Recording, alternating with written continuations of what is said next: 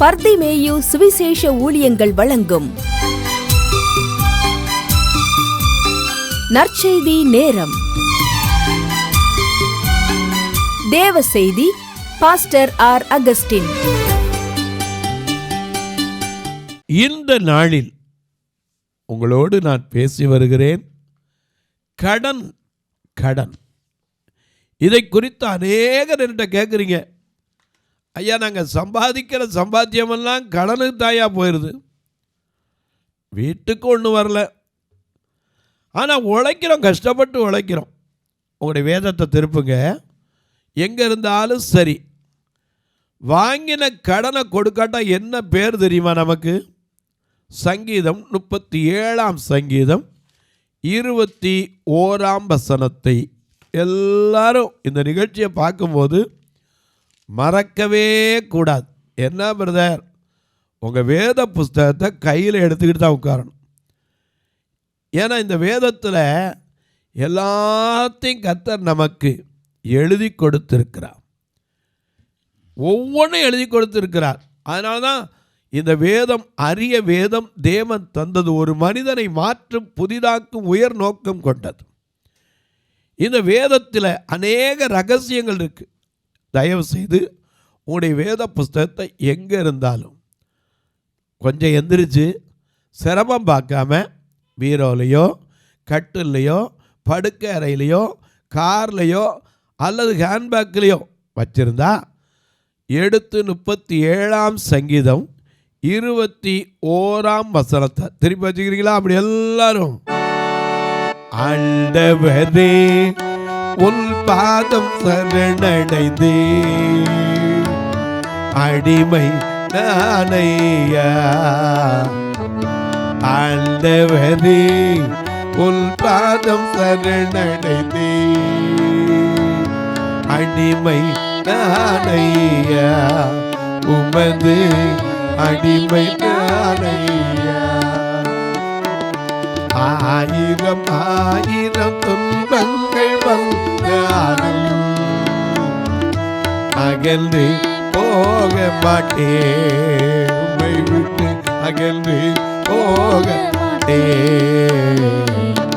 ஆண்டவரே உன் பாதம் சரணடைந்தே, அடிமை நானையா.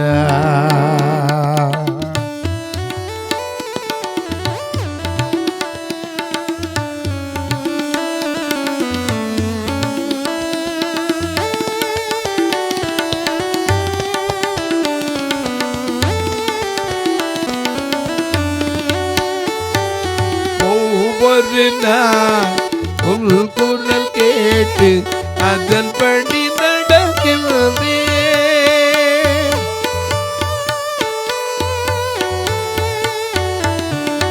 ஒவ்வொரு நாள் உன் குரல் கேட்டு அதன்படி நடக்கிறதே.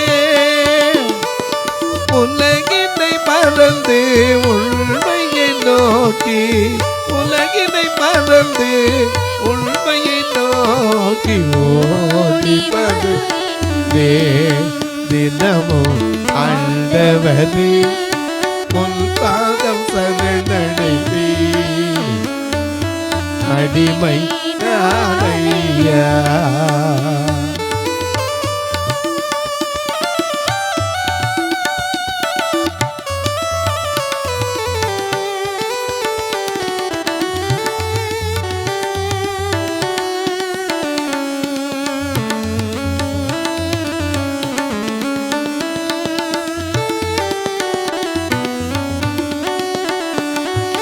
வேதத்தில் உள்ள அதிசயம் அனைத்தும் நன்கு புரியும்படி,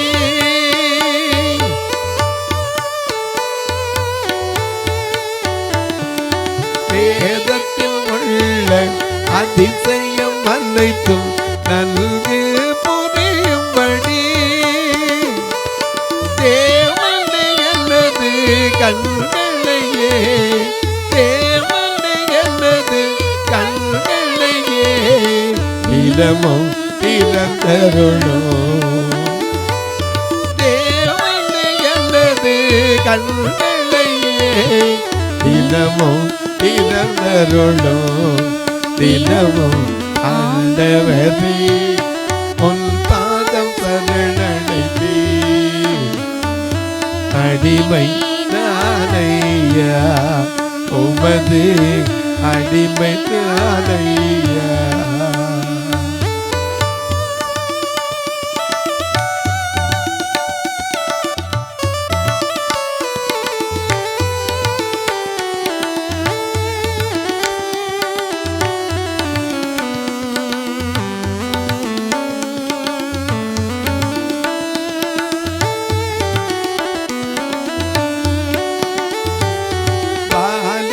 தனது வழி தன்னையே எதனால் சுத்தம் பண்ணுவான்.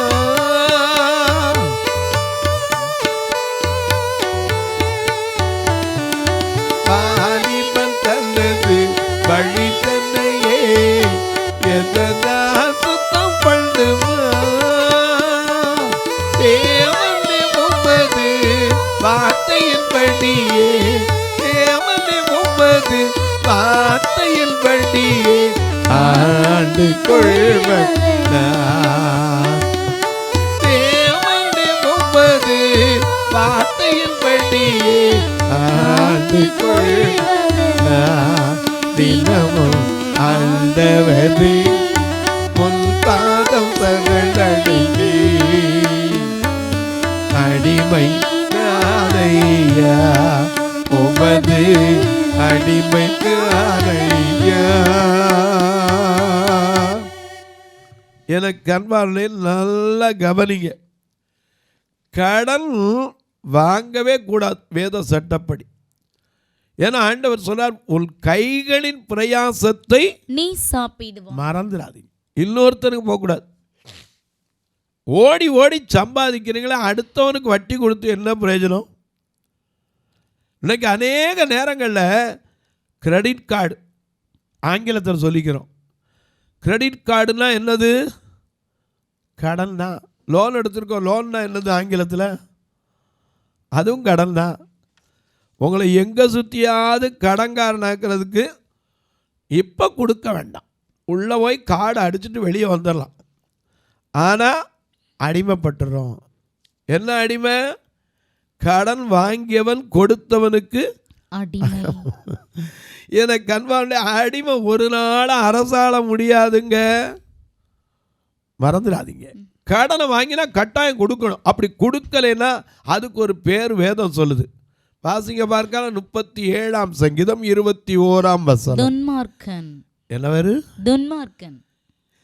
நாம யார் துன்மார்க்கனா? நீதிமான். அப்ப நீதிமான் என்ன செய்ய மாட்டான்? கடன் வாங்க மாட்டானே. நீதிமானுக்குடைய ஆசீர்வாதம் என்ன? சங்கீதம் 37 அதே 25 வாசிக்கிறோம். நான் இளைஞனா இருந்தேன். தாவீது சொல்றார்.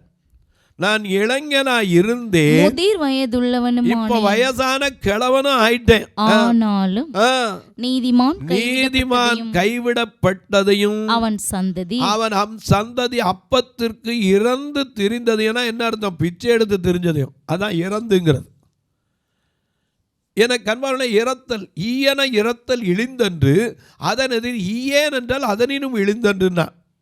கொள்ளன கொடுத்தல் உயர்ந்தன்று அதில் கொள்ளேன் என்றால் அதனினும் உயர்ந்தன்று. என்ன அர்த்தம்?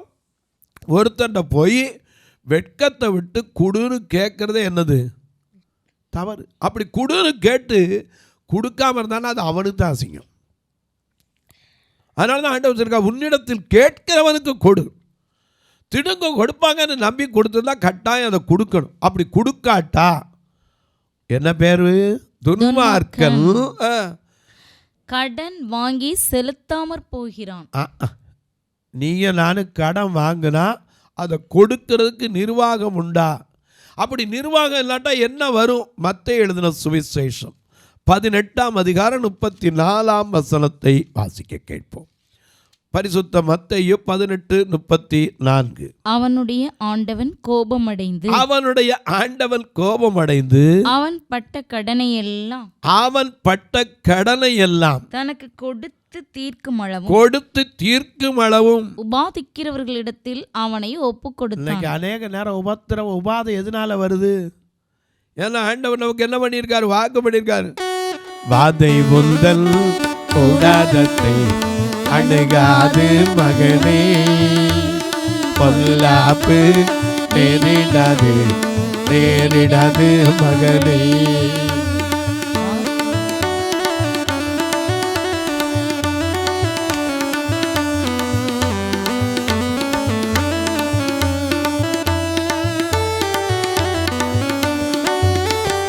உன்னதமான கர்த்தரையே, உன்னதமான கர்த்தரையே உறைவிடமாக்கிக் கொண்டார்.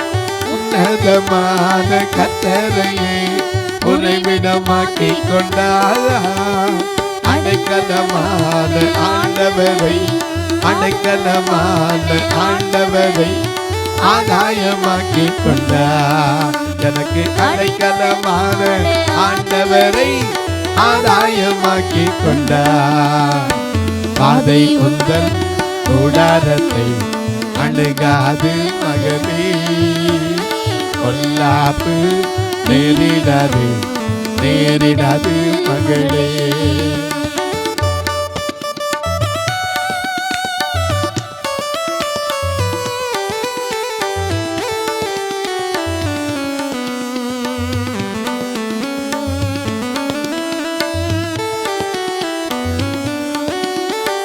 ஆட்டுக்குட்டி ரத்தத்தினால், ஆட்டுக்குட்டி ரத்தத்தினால் சாத்தானை ஜெயித்து விட்டோ. ஆட்டுக்குட்டி ரத்தத்தினால் சாத்தானை ஜெயித்து விட்டோ. ஆவி உண்டு வசனம் உண்டு, ஆவி உண்டு நமக்கு வசனம் உண்டு, அன்றாட வெற்றி உண்டு. நமக்கு ஆவி உண்டு வசனம் உண்டு, அன்றாட வெற்றி உண்டு. பாதை உந்தன் கூடாரத்தை அணுகாது மகனே, பொல்லாப்பு நேரிடாது நேரிடாது மகளே. ஐயா நேரிடாது மகனே, அம்மா நேரிடாது மகனே. ஐயா அம்மா உபாதிக்கிறவரிடத்துல லூக்கா 12:59 கொஞ்சம் வாசிக்க பார்க்கலாம். லூக்கா 12:59. நீ கடைசி காசை கொடுத்து தீர்க்க மட்டும். ஹலோ, நல்லா அதில் அண்டர்லைன் பண்ணுற பழக்கமாக இருந்தா கடைசி ₹1 காசு இருந்தால் கூட நீ கொடுத்து தான் தீர்க்கணும். அப்படி கொடுக்காம போனால் யாரு? துன்மார்க்கன். துன்மார்க்கனுக்கு உண்டானது என்னது? துன்மார்க்கனுடைய வீட்டில் அநேக பொக்கிஷங்கள். எதனால? துன்மார்க்கத்தினால். மீகாவின் புஸ்தகம் 6ஆம் அதிகாரம் 10ஆம் வசனத்திலே துன்மார்க்கனுடைய வீட்டிலே துன்மார்க்கத்தினால் சம்பாதித்த பொக்கிஷங்களும் அருவருக்கப்படத்தக்க குறைந்த மரக்காலும் இன்னும் இருக்கிறதே.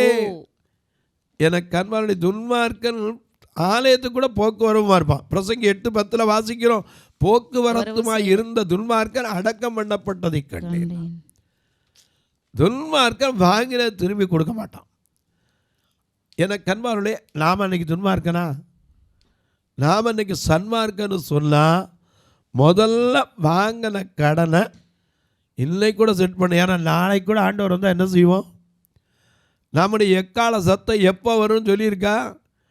எந்த நேரத்தில்? அதிகாலையிலோ நடு ஜாமத்திலோ சேவல் கூவுகிற பொழுதோ எப்போன்னு தெரியாதே. ராத்திரியில் திடீர்னு இதோ மணவாளன் வந்து விட்டார் அப்படின்னா ஆயத்தமாக இருந்தால் தானே நம்ம போக முடியும். மொத்தம் 25 பார்க்குறோம், 10 பேர் போனாங்க. புத்தி உள்ளவங்க, புத்தி இல்லாதவங்க.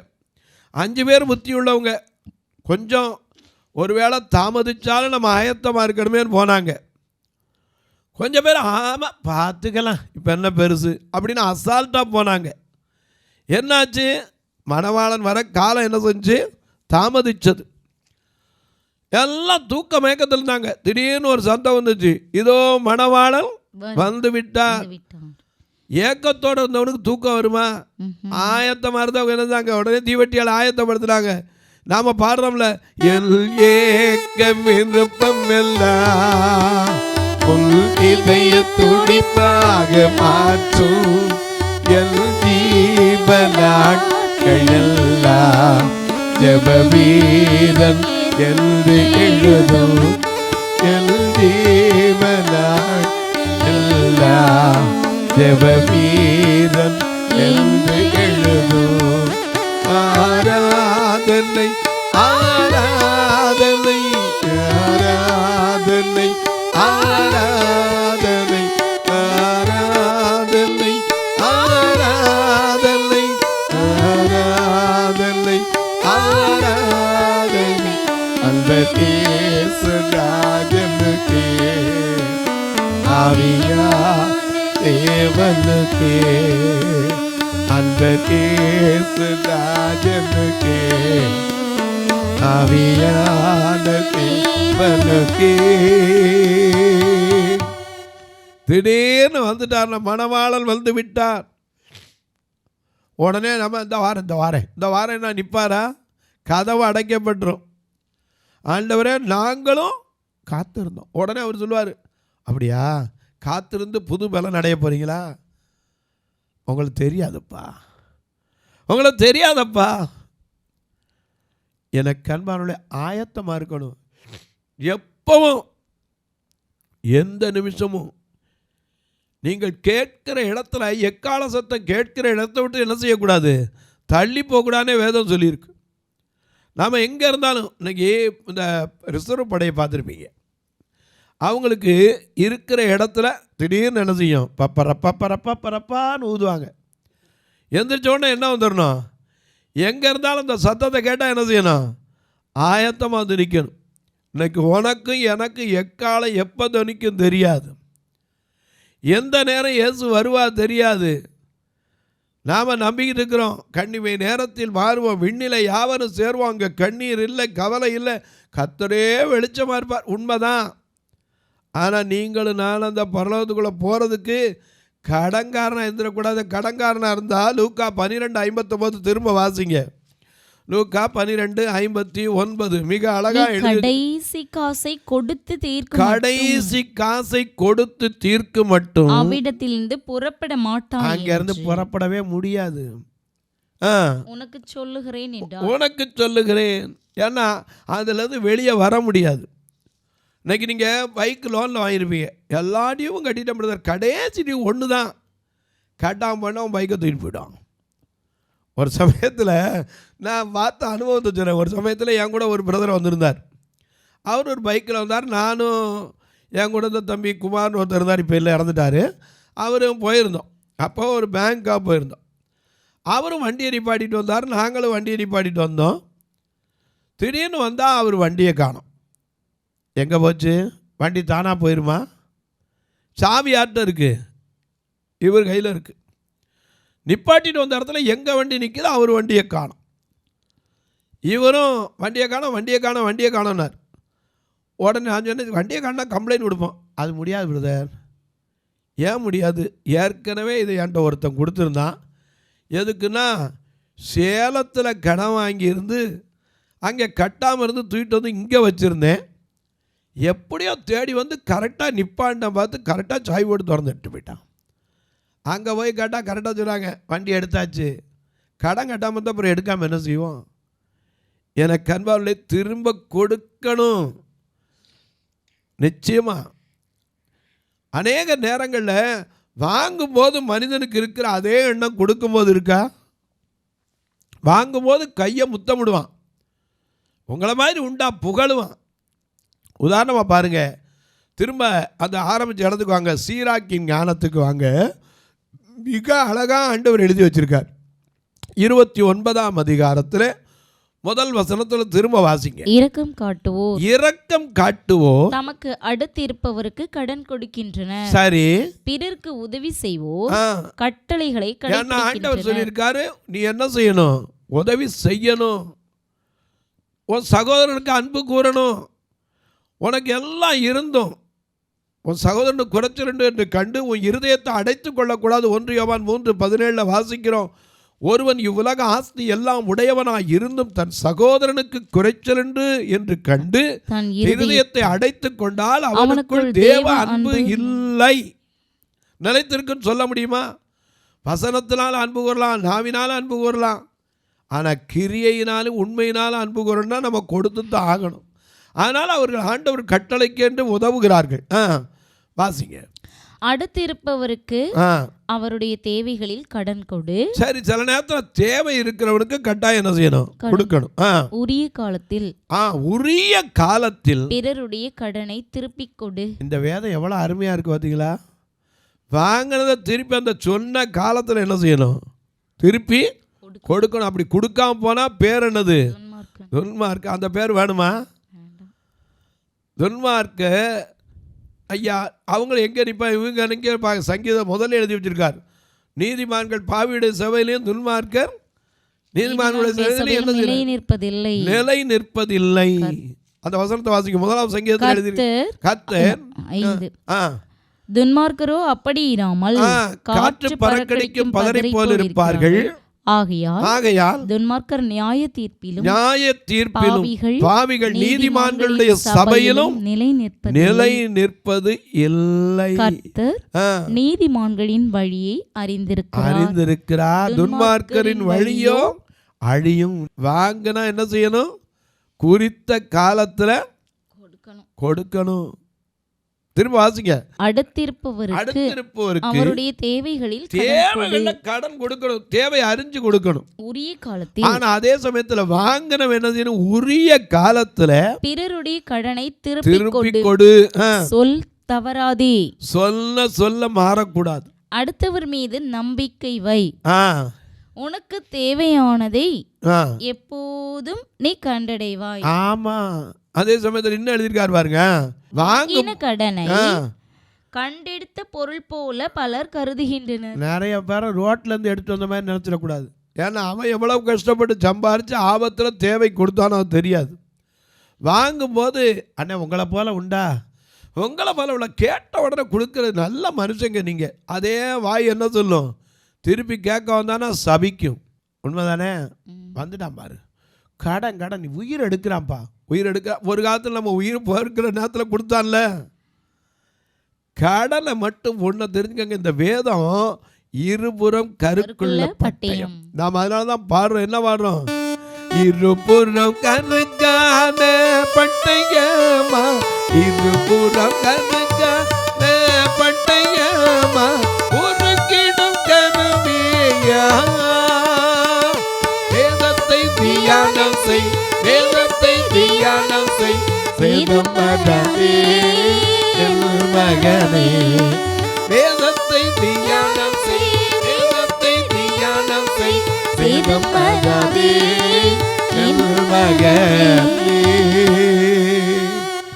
தொலைக்காட்சியில் பார்க்கிற என் அன்பு மக்களே, நல்ல கவனிங்க.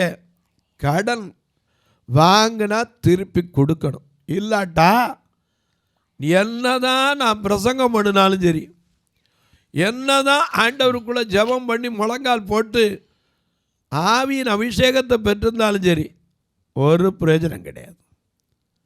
வாங்கினோம்னா கொடுக்கணும். தேவையில் மற்றவங்களுக்கு கொடுக்கணும். அதே சமயத்தில் ஐயா திரும்ப கொடுப்பாங்கன்னு நெல்லி கடன் கொடுத்தா நான் என்ன மாதிரி முட்டாளே இல்லை. அப்படி ஒருவேளை கொடுக்க முடியாட்டா மன்னிக்க முடியுதா அதை பார்த்துட்டு தான் கடன் கொடுக்கணும். நான் வாங்கின கடத்தை அடைக்காமல் மற்றவங்களுக்கு போதிச்சு பிரயோஜனம் கிடையாது. அதனால தான் அதிக ஆக்கினை அடைவோம் என்று அறிந்து உங்களில் அநேகர் போதகராகாதீங்க. ஏன்னா நமக்கு ஆகாயத்து பறவை ஆண்டவர் கொடுப்பார், வானம் பார்த்த பூமி. அவர் அங்கேருந்து கதவை திறந்தா தான் நமக்கு ஆசீர்வாதம். நாம் மனுஷனை நம்பி என்ன செய்யக்கூடாது? நிற்கவே கூடாது. தொலைக்காட்சியில் பார்க்கிறவர்களே, இன்றைக்கு இந்த கடன் பாரத்தினால எத்தனை பேர் பலவிதமான மன சஞ்சலத்தை, வேதனையை, சிறையிருப்பு போல இருக்கீங்களோ, உங்களுக்காக நான் ஜெபிக்க போகிறேன். ஒருவேளை இந்த டிவி ஸ்க்ரீனை நம்ப வேண்டாம், ஆண்டவரை நம்புனீங்கன்னா, ஆண்டவர் எனக்கு ஒரு வழி திறப்பார் அப்படின்னு நம்புனீங்கன்னா, உங்கள் கையை வானத்துக்கு நேராக உயர்த்துங்க. ஏன்னா ஒத்தாசை அங்கேருந்து தான் வரணும். எனக்கு ஒத்தாசை வரும் எங்கிருந்து? பர்வதங்களுக்கு நேராய் என் கண்களை ஏறெடுக்கிறேன். ஆமா, வானத்தையும் பூமி உண்டாக்கின கர்த்தரிடத்துல தான் ஒத்தாசை வரும். அதனால உங்க கையை தூக்கி, ஆண்டவரே என் கடலை தீர்க்கணும், நான் வாங்கிட்டேன், வாங்குறவனுக்கு கொடுக்கணும், வாங்கும்போது எப்படி இருந்தாலும் அதே மாதிரி நடக்கணும், குறித்த காலத்தில் கொடுக்கணும், இதை அறிந்திருக்கிற கண்டெடுத்த பொருளை போல நான் நினைக்கூடாதுன்னு சொல்லி உங்கள் கையை தூக்கி ஜெபம் பண்ணுங்க. உங்கள் தொழில் ஸ்தலத்தில் கர்த்தர் வருவார், உங்கள் வீட்டில் கர்த்தர் வருவார், உங்கள் குடும்பத்தில் கர்த்தர் வருவார், உங்கள் நிலையை ஆசீர்வதிப்பார். தொலைக்காட்சியில் பார்க்கிறவர்களே, இந்த நிகழ்ச்சியை எப்போதும் பார்க்குறீங்க, ஒரு வார்த்தை ஜெபம் பண்ணுறீங்களா?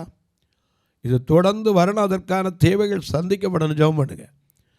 ஏன்னா ஒவ்வொரு நாளும் எத்தனையோ பெரிய பெரிய ஞானவான்கள் வேத பண்டிதர்கள்லாம் பேசுகிறாங்க, இல்லைன்னு சொல்லலை. ஒன்றுக்கு உதவாத என்னையும் கர்த்தர் பேச வச்சுருக்கார். ஏன்னா அவர் பேதைகளை ஞானியாக்குகிறவர், பைத்தியங்களைத்தான் தெரிந்து கொள்ளுகிறவர்.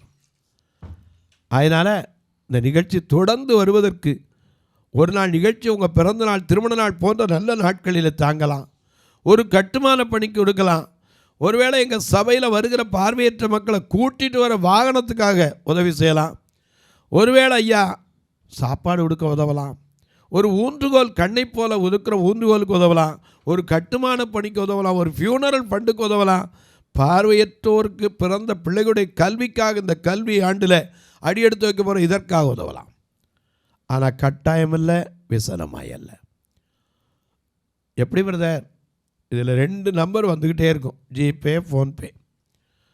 2லையும் இங்கே தொடர்புடையனா 1 PGM அகஸ்டின் வரும், பிளைண்ட் மினிஸ்ட்ரிஸ் அகஸ்டின் வரும்.